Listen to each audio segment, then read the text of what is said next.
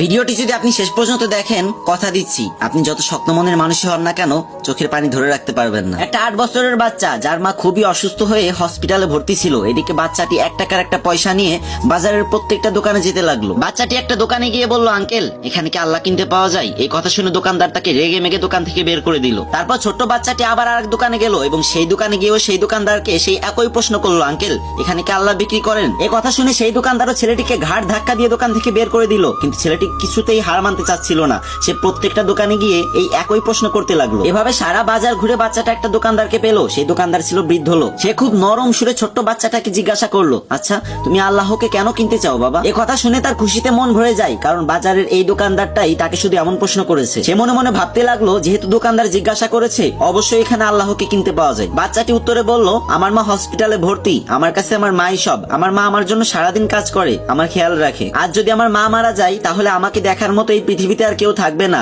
Doctor বলেছে একমাত্র আল্লাহ তাআলাই তোর মাকে বাঁচাতে পারে, তোর মার শ্বাস ফেরাতে পারে। আপনার এখানে তো নিশ্চয়ই আল্লাহকে কিনতে পাওয়া যায়, তাই না? যাকে দিয়ে আমি আমার মাকে বাঁচাবো। তখন দোকানদার বলল, হ্যাঁ অবশ্যই এখানে আল্লাহ পাওয়া যায়, কিন্তু তোমার কাছে কত টাকা আছে? তুমি আল্লাহকে কিনতে পারবে? তখন বাচ্চাটি খুশি হয়ে বলল, এই তো আমার কাছে 1 টাকা আছে। তখন দোকানদার বাচ্চাটির হাত থেকে 1 টাকার পয়সাটা নিয়ে বলল, আরে আমার এখানে তো 1 টাকা দিয়েই আল্লাহকে পাওয়া যায়। দোকানদার ছেলেটিকে 1 বোতল পানি দিয়ে বলল, এটা আল্লাহর দেয়া পবিত্র পানি, এটা তুমি তোমার মাকে খাওয়াবে, দেখবে তোমার মা একদম সুস্থ হয়ে যাবে। কিন্তু এতটুকু পানিতে যদি না হয় তাহলে আমি পরবর্তীতে এর থেকে অনেক বেশি পানি পাঠিয়ে দেবো। আচ্ছা তুমি কি আমাকে হসপিটালের ঠিকানাটা বলতে পারবে? বাচ্চাটা খুব খুশি হয়ে হসপিটালের নাম আর ঠিকানাটা দোকানদারকে দিয়ে দিল। পরদিন বাচ্চাটির মাকে আইসিইউতে ভর্তি করা হলো। 7 দিন পরে বাচ্চাটির মা একদম সুস্থ হয়ে গেল। কিন্তু হসপিটালের বিল দেখে তার চোখে পানি চলে আসলো, কারণ এত টাকা দেওয়ার মতো সামর্থ্য সেই গরিব মায়ের ছিল না। তখন একটা স্টাফ এসে তাকে বলল, আপনি চিন্তা করবেন না, আপনার বিল তো একজন বয়স্ক লোক দিয়ে গেছে, সাথে একটা চিঠিও দিয়ে গেছে। চিঠিতে লেখা ছিল, আমাকে খুঁজে ধন্যবাদ দেওয়ার কোনো প্রয়োজন নেই, যদি ধন্যবাদ দিতেই হয় তাহলে আপনার ওই অবুঝ বাচ্চাটাকে দেন, যে কিনা 1 টাকা দিয়ে মাকে বাঁচানোর জন্য